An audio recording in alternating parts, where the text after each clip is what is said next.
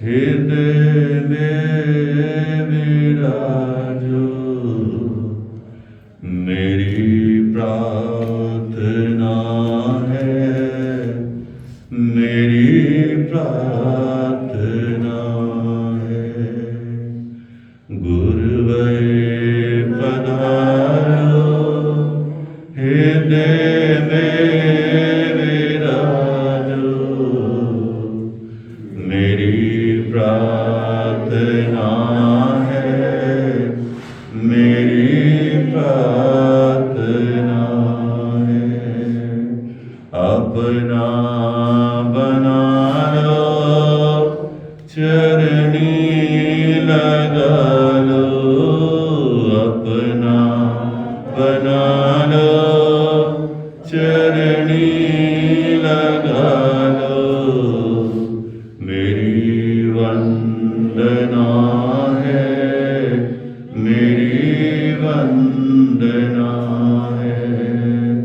अपना बना लो, चरणी लगा लो, मेरी वंदना है, मेरी वंदना है।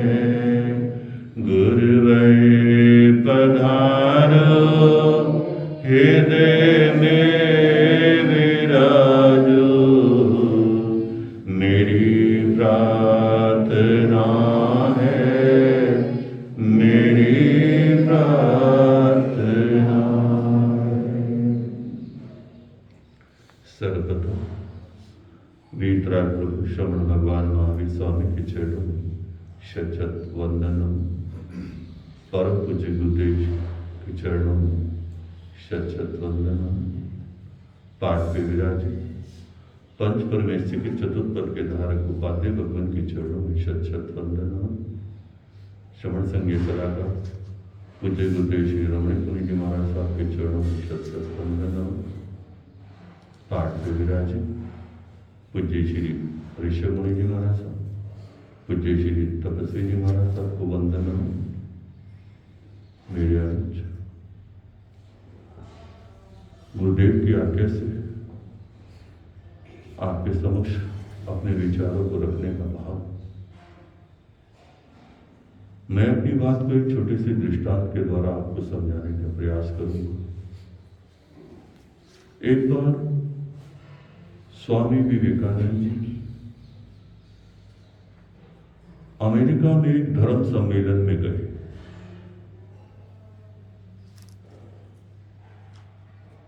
उस धर्म सम्मेलन में अलग अलग धर्म के अनुयायी अपने धर्म का प्रचार कर रहे थे।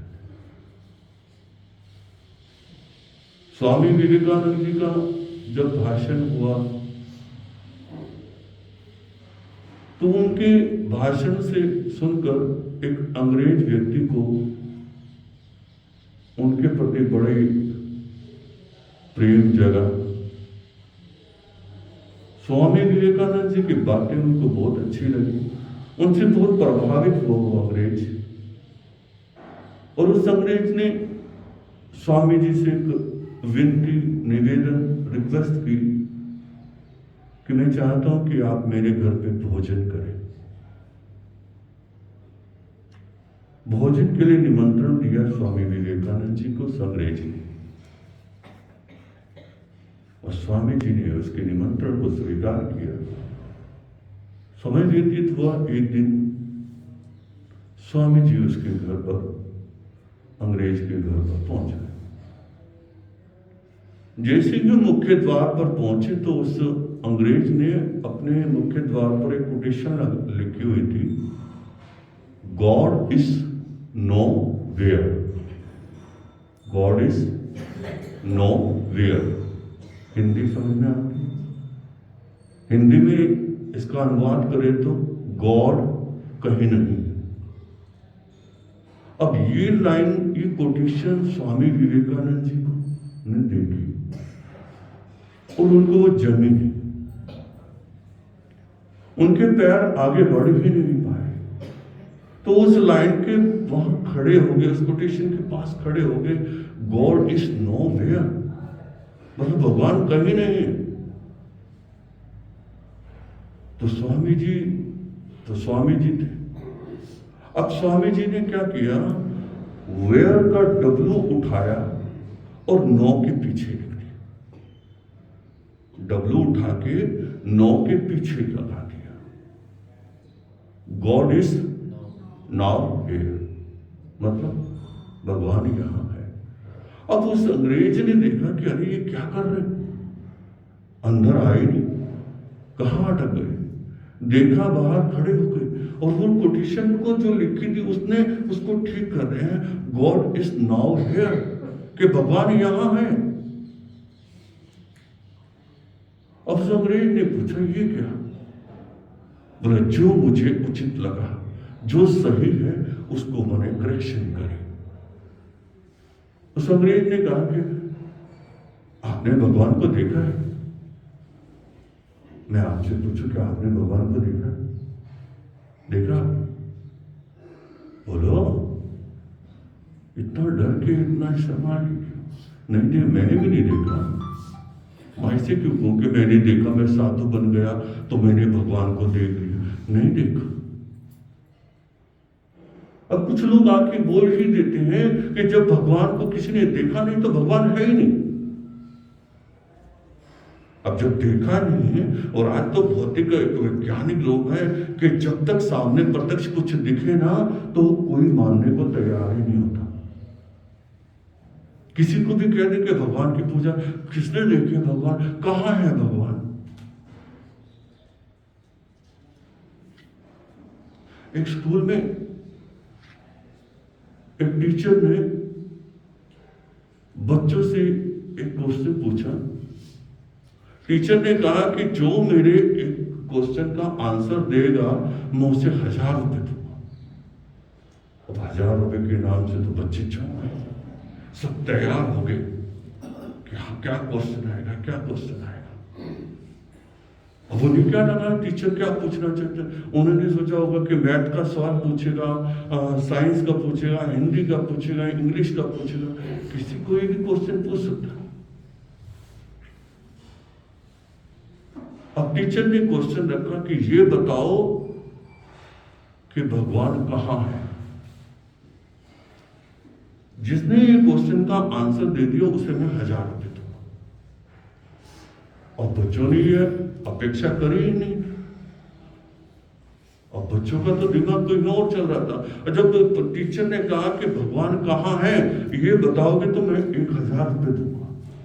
अब pin drop silent class, pin drop silent हो गया। तो टीचर को लगा कि कोई जवाब नहीं देना चाहता या दे नहीं पा रहा। तो बिल्कुल आखिर के बेंच पर एक हाथ उठा, उंगली उठी। और टीचर बड़ा खुश हो गया, अरे ये जवाब देगा। तो टीचर ने उसको उठाया कि बताओ। अब उस बच्चे ने, छोटे से बच्चे ने कहा सर मैं आपके क्वेश्चन का जवाब तो बाद में देखूंगा, मगर आप मेरे क्वेश्चन का जवाब दे देंगे ना तो आप तो 1000 रुपए दे रहे, मैं आपको 10,000 रुपए दूंगा। और टीचर ने कहा हाँ पूछो क्या सवाल है।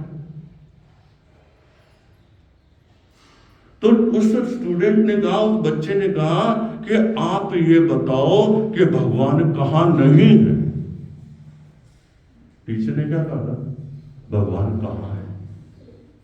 और स्टूडेंट ने कहा आप ये बताओ कि भगवान कहां नहीं है, आप ये मेरे को बता दो तो मैं आपको 10,000 रुपए दूंगा। कहां है भगवान? भगवान सब जगह है।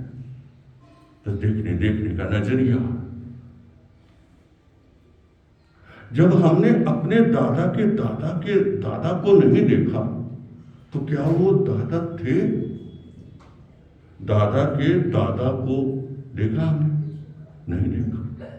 वो थे नहीं, वो थे तभी हम हैं। वो थे तभी हम हैं। वो नहीं होते तो हम भी नहीं होते। हमने भगवान को नहीं देखा तो इसका मतलब ये नहीं कि भगवान नहीं आज जी आप बताओ, आज भगवान महावीर जीवित हैं कि नहीं? है जी, है कि नहीं? भगवान का जीवित है पक्का? भगवान महावीर हैं अभी? अनेकांतवाद भगवान महावीर की दृष्टि से देखें तो भगवान एक शरीर दृष्टि से नहीं है। शरीर दृष्टि से तो शरीर तो नश्वर है, चाहे वो तीर्थंकर का क्यों ना हो, चाहे वो एक रिक्शा चलाने वाला इंसान क्यों ना हो। शरीर तो एक दिन नष्ट होना ही है, वो होगा ही। जब इतने बड़े तीर्थंकर, इतने बड़े राजा महाराजा नहीं बचे तो एक छोटा सा सोचे कि मैं जीवित रहूंगा, नहीं। शरीर का तो नश्वर नाश होना है, मगर जो वो भगवान हमारे दिल में बसे। कितने बरस हो गए भगवान महावीर को गए हुए, कितने बरस हो गए राम को गए हुए, कितने बरस हो गए कृष्ण को गए हुए, मगर आज भी वो हमारे हृदय में जीवित है। शरीर दृष्टि से तो सबको जाना, कोई यहाँ स्थायी नहीं है। बड़े से बड़ा भी ये सोचे कि मैं यही रहूंगा, कहते ना, ये बिस्तर तो एक दिन उठाना पड़ेगा, ये बिस्तर तो एक दिन उठाना पड़ेगा। दुनिया चली है चला जाए ये जमाना, हमको जाना पड़ेगा। ये बिस्तर तो एक दिन उठाना पड़ेगा, उठाना पड़ेगा। जाना तो इस दुनिया से सबने है, वो अलग है, किसी का कौन सा समय निश्चित नहीं, जाना है। तो उस अंग्रेज ने स्वामी जी से कहा कि आपने क्या भगवान को देखा है? 3 क्वेश्चन है इसमें। भगवान को देखना है, भगवान को जानना है, या भगवान होना है। और भगवान महावीर ने तो पूर्ण स्वतंत्रता दी है कि आपको, आपके अंदर जो आत्मा है उसी आत्मा में परमात्मा बनने की शक्ति है। यही आत्मा, मेरी आत्मा, सिद्धों की आत्मा और मेरी आत्मा और निगोद में पड़ी हुई आत्मा का कोई भेद नहीं है। भेद सिर्फ कर्म का है। कर्मों के कारण वो आत्मा निगोद में पड़ी है, कर्मों से रहित हो गई तो आत्मा सिद्ध गति में, मोक्ष में चली गई। और जो भी कर्मों के साथ है वो ये कभी त्रियंश है, कभी मनुष्य है, कभी कोई सी 4 गतियों में घूम रहे। परंतु आत्मा, आत्मा में भेद नहीं है। निगोद में पड़ी हुई आत्मा भी सिद्धत्व को प्राप्त कर सकती है। और आप तो सिद्धों को नमस्कार करो, सिद्धों का शुक्रिया, सिद्धों का धन्यवाद दो कि कहते हैं एक जब कोई सिद्ध मोक्ष में जाता है तो निगोद में से एक जीव बाहर आता है। तो सोचो कि आप कितने सौभाग्यशाली हैं कि उन सिद्धों को धन्यवाद दो कि आप सिद्ध हुए, तभी हम निगोद से निकल कर मनुष्य बने। भगवान को देखना है, भगवान को जानना है, या भगवान होना है। ये 3 स्टेज है हमारा। भगवान को देखना है, किसके द्वारा देखना है? भगवान को सम्यक श्रद्धा के द्वारा देखना। यदि सम्यक श्रद्धा है तो पत्थर में भगवान नजर आ जाते, और सम्यक श्रद्धा नहीं है तो साक्षात भगवान खड़े हो तो भी नजर नहीं आते। देखो, नामदेव को सुना होगा प्रसंग। रोटी बना रहे थे, पीछे से कुत्ता रोटी उठा ले गया, और नामदेव घी का कटोरा लेकर पीछे दौड़े कुत्ते के। और कुत्ते ने भी सोचा भाई यार क्या इंसान है कि मैं एक रोटी के पीछे, मेरे पीछे दौड़ रहा है। मगर नामदेव क्या कहते हैं, ए प्रभु रोटी सूखी है, घी लगा लो, चोपड़ी हुई रोटी खाओ, ऐसा जब एक इंसान को प्रत्येक जीव में भगवान नजर आ जाते हैं तो उसे कहते हैं सम्यक श्रद्धा। एक श्रद्धा है, एक सम्यक श्रद्धा है और एक अंध श्रद्धा है। श्रद्धा क्या? जहां देखा वहीं मत्था टेक दिया, मंदिर के पास गए मत्था टेक दिया, और गुरुद्वारे के पास गए मत्था टेक दिया, कि पीर मजार आ गई वहां मत्था टेक दिया, सब जगह मत्था टेक दिया। और सर नहीं जो हर दर पे झुक जाए, वो दर नहीं जिस दर पे सर ना झुके।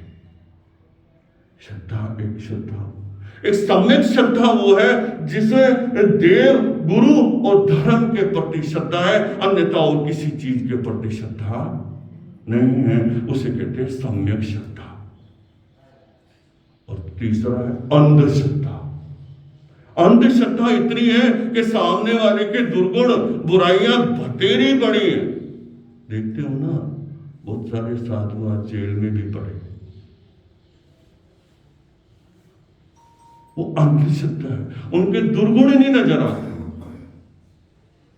मगर परंतु भगवान महावीर कहते हैं भगवान को देखना है तो सम्यक श्रद्धा का होना बहुत जरूरी है। और साधना का पहला स्टेप ही सम्यक श्रद्धा ही है। और जब तक श्रद्धा नहीं होगी, इसीलिए भगवान महावीर ने कहा श्रद्धा परम दुर्लभ, कि श्रद्धा का होना ही बहुत दुर्लभ है। हमें संसार की और वस्तुओं पर श्रद्धा है, और वस्तुओं को हम अपना मानते हैं, सिर्फ भगवान को और अपनी आत्मा को अपना नहीं मानते। मानो है ना, हम भगवान के मंदिर में भी जाते हैं, पूजा अर्चना भी करते हैं, आरती भी करते हैं। सच्ची बताना, दिल से बताना कि आप मंदिर में जाके मांगते क्या हो? क्या मांगते? क्या मांगते हो? हम मांगते वही हैं जिसे भगवान छोड़कर स्वयं भगवान बने, और हम उस भगवान से वही मांगते। अन्यथा ना लीजिएगा। ये बताइए कि मंदिर के बाहर कितने भिखारी होते हैं? कितने भिखारी होते हैं? 2, 4, 5, 10 होते हैं। और वो कैसे 10 रुपये दो रुपये दो तो खुश हो जाते हैं। और मंदिर के अंदर कितने भिखारी होते हैं, और भगवान से मांग ही नहीं, और जो मांगता है वो भिखारी है। मंदिर से क्या मांगते हैं? मेरा व्यापार नहीं चल रहा, मेरी बेटी की शादी नहीं हुई, दादी कहते मैंने पोते के दर्शन नहीं करे, मेरा ये बीमारी होगी, ये हो गया, वो हो गया। दुनिया की सारी झंझटें मंदिर में भगवान के आगे डाल देते। भगवान ऐसा कर, यदि तूने मेरा ये काम कर दिया तो मैं 100 रुपए का प्रसाद चढ़ाऊंगा। काम कितने का चाहते हैं? काम लाखों करोड़ों का चाहते हैं। हे बालाजी, मेरा ये काम हो जाए तो 1.25 मणि करो। भगवान से चाहते इतना है और करते इतना सा है। भगवान को क्या दिख रहा है? मगर जो मंदिर के बाहर का भिखारी है वो 10 रुपए देकर खुश हो जाएगा, मगर मंदिर के अंदर वाला भिखारी जो भगवान के सामने मांग ही रहा है कि दे दे, ये दे दे, वो दे दे, और उससे मांग रहे जो भगवान, जो चीज छोड़ के, जिसे भगवान को जिस चीज में सार नजर नहीं आया उसको छोड़ के वो भगवान बने हैं। और हम तो भगवान के पास जाके हम वही मांगते हैं। मगर मांगना है तो भगवान के दरबार में जाओ, भगवान के प्रतिमा को देखो, और प्रतिमा को देखकर ये भाव रखो, कितनी सुंदर प्रतिमा है, कितनी स्वच्छ प्रतिमा है, कितनी पवित्र प्रतिमा है, कि ऐसा जैसे प्रतिमा इतनी पवित्र, निर्मल, स्वच्छ है। हे भगवान, मेरा जीवन भी ऐसा कब बनेगा? ऐसी भगवान से प्रार्थना करो कि जहां आप विराजित हो मैं वहां कब विराजित हूंगा। इसी कहते हैं सम्यक श्रद्धा, कि जिसे प्रत्येक जीव में भगवान नजर आए। अभी तो हम मंदिर में भी भगवान नजर नहीं आते हो, आते क्या? भगवान महावीर का एक यही कहना, जिस दिन आपको प्रत्येक जीव में भगवान नजर आ जाए तो समझो आपके अंदर सम्यक श्रद्धा होनी शुरू हो गई है। और साधना का सबसे पहला कदम ये है सम्यक श्रद्धा। भगवान को सम्यक श्रद्धा के द्वारा जाना जा सकता और भगवान को देखा जा सकता और भगवान को जानना कैसे। आपको भगवान को क्या जाने कि भगवान राजा के बेटे थे, सिद्धार्थ के बेटे थे, इतना करोड़ रुपए छोड़ के वर्षी दान दे के भगवान ने दान किया, भगवान ने ये तप किया। भगवान को जानने के लिए सम्यक ज्ञान की आवश्यकता है। भगवान कहाँ जन्म लिया, कितना दान दिया, कितना तप किया, उसका है महत्व, मगर वो बाद में है, वो गौण है। मगर ये सोचो कि भगवान ने कितना कष्ट सहने के बाद भी समभाव बनाए रखा, कानों में कीले गड़ी तो भी समता भाव बनाए रखी, अपने भावों को, अपने विचारों को, अपने मन को दूषित नहीं होने दिया। और आज कोई कड़वा शब्द मेरे कानों में पड़ जाते हैं तो क्या मेरे भाव बिगड़ते हैं कि नहीं बिगड़ते? जब भगवान ने कीले कानों में कीले बर्दाश्त कर ली, समता भाव रख लिया कि क्या मैं किसी के कड़वे शब्दों को सुनकर उसमें समता भाव नहीं रख सकता। यह सम्यक ज्ञान, और ज्ञान से ही विवेक उत्पन्न होता है। ज्ञान ही नहीं होगा तो विवेक कहां से आएगा? और जहां विवेक होगा वहां ये पता चलेगा कि ये पाप का मार्ग है, ये पुण्य का मार्ग है, ये धर्म का मार्ग है। अब निर्णय आपका है कि आप विवेक होने के बाद किस मार्ग पर चलते हैं। पाप के मार्ग पर चलते हैं, पुण्य के मार्ग पर चलते हैं, या धर्म के मार्ग पर चलते हैं। ये स्वतंत्रता आपकी। धर्म के मार्ग पर चलेंगे तो ये आत्मा का कल्याण होगा ही होगा 101%। पुण्य के मार्ग पर चलेंगे, आज थोड़ी पुण्य की वजह से थोड़ा सुख सुविधाएं अच्छी मिल जाएंगी, अच्छी लग्जरी गाड़ी मिल जाएगी, अच्छा बड़ा बंगला मिल जाएगा, अच्छी बड़ी कोठी मिल जाएगी, थोड़ा 4 लोगों में सम्मान मिल जाएगा। पुण्य के मार्ग पर ये मिलता है। और पाप के मार्ग पर तो दुख ही दुख। दुख चाहता कोई नहीं है, मगर दुख के मार्ग को छोड़ना भी कोई नहीं चाहता। चाहता कोई दुख? कोई नहीं चाहता। मगर दुख के मार्ग को छोड़े बिना दुख से दूर नहीं हो सकते। यह है सम्यक ज्ञान।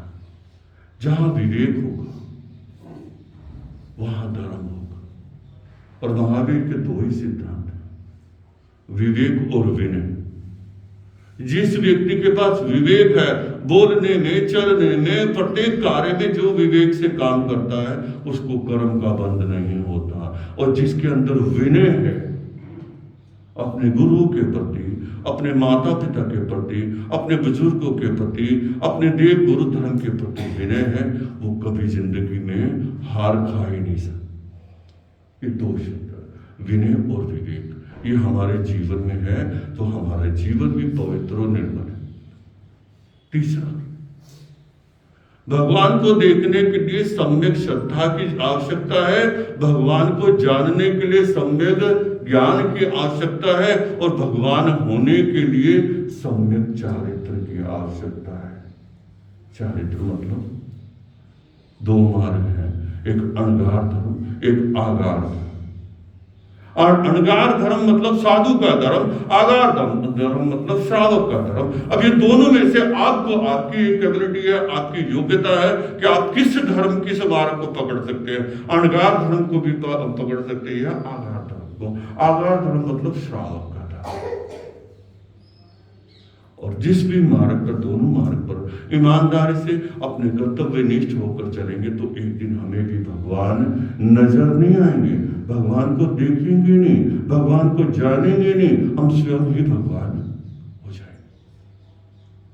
तो वापस लौटते हैं। तो उस अंग्रेज ने स्वामी जी से कहा कि आपने भगवान को देखा है?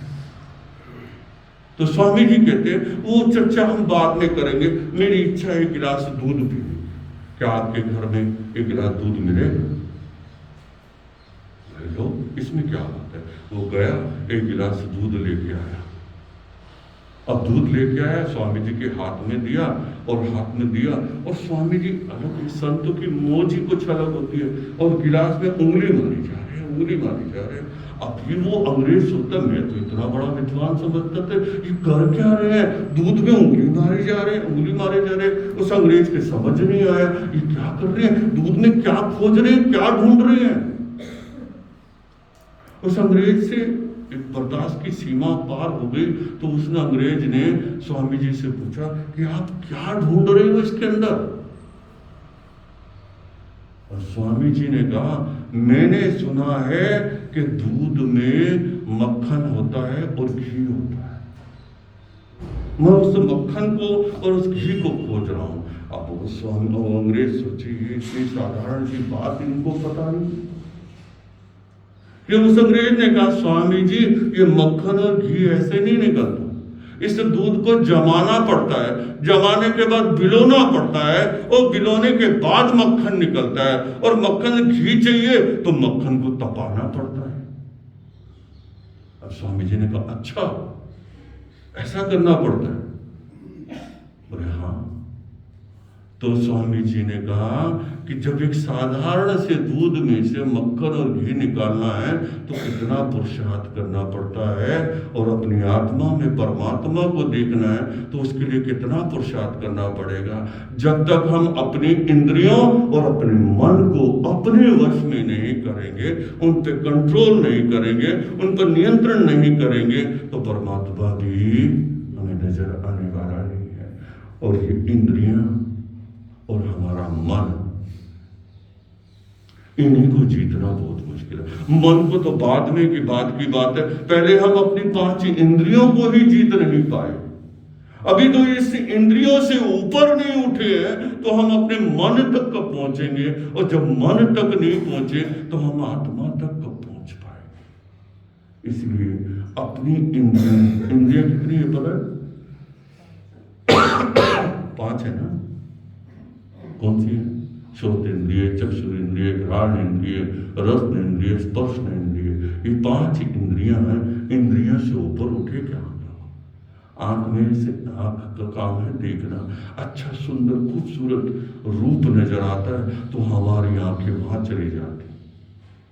इस आंख का काम है देखना, कान का काम है सुनना, और नाक का काम है सूंघना, जीवा का काम है चखना, और शरीर का काम है स्पर्श करना। बस इसका यही वर्क है। इनसे कर्म बंद नहीं होते। कर्म बंद जब होते हैं जब इन इंद्रियों के साथ विकार जुड़ जाते हैं। इन्हीं आंखों से हम एक खूबसूरत लड़की को देख के मन में विकार उत्पन्न करते हैं तो वो कर्म बनते हैं। और इन्हीं आंखों से संतों गुरुओं जनों को देखते हैं, उनके संयम को, उनके जप को, उनके तप को देख के उनकी अनुमोदना करते हैं तो इन्हीं आंखों से कर्मों की निर्जरा हो जाती है। और दूसरा ये मन है, मन को मोड़ना पड़ता है। पानी को जमीन पे ठहराओ तो छोड़ो तो जमीन पानी अपने आप ही ढलान की तरफ चला जाता है, उसे ले जाना नहीं पड़ता। मगर उसी पानी को यदि टैंकी में ले जाना है तो पुरुषार्थ करना, मोटर लगाना पड़ता है। ऐसे ही मन का स्वभाव, वो हमेशा बुराई की तरफ चला ही जाता है, उसे ले जाने की जरूरत नहीं पड़ती, पर उसे साधने के लिए अच्छाई की तरफ लेके आना पड़ता है, पुरुषार्थ करना पड़ता है, मोड़ना पड़ता है, तब जाके वो मन अच्छाई की तरफ जाता है। इसीलिए अपनी इंद्रियों और अपने मन को अपने वश में करोगे तो यही आत्मा में परमात्मा प्रकट हो जाए। स्वामी जी ने एक बात उस अंग्रेज को सुनाई कि अपनी इंद्रियों और अपने मन को जीतो तो तुम स्वयं परमात्मा हो जाओगे। और वो व्यक्ति इतना प्रभावित हुआ स्वामी जी से, उनके चरणों में झुक गया और उन्हीं का ही होकर रह गया। ये साधना है भगवान को देखो सम्यक श्रद्धा से, तुम भगवान को जानो सम्यक ज्ञान से, और भगवान होना है तो सम्यक चारित्र। इन 3 मार्गों पर तो चलना ही पड़ेगा।